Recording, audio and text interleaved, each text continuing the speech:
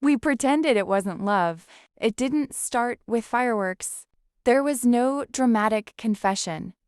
No sudden realization.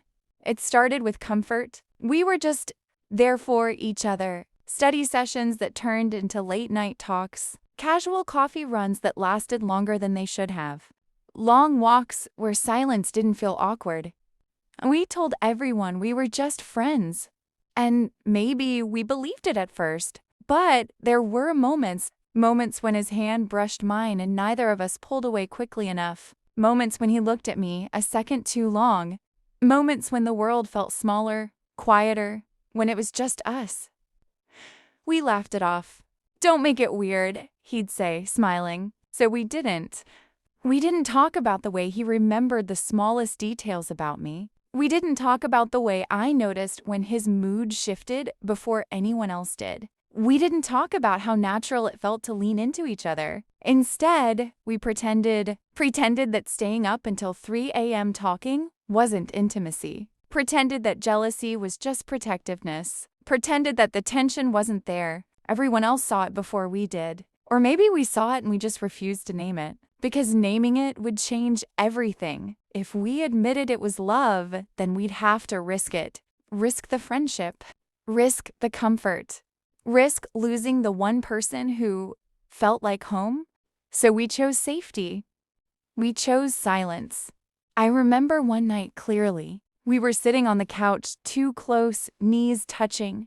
The room was dim, lit only by a small lamp in the corner. He was telling me about his day, but I wasn't listening. I was watching his lips move. There was a moment, a pause, where the air shifted, where we both felt it. The pull, the question hanging between us. He looked at me. I looked at him. And then he leaned back slightly and laughed. "Imagine if people thought we were in love," he said. I smiled. Yeah, that would be ridiculous. But it wasn't ridiculous.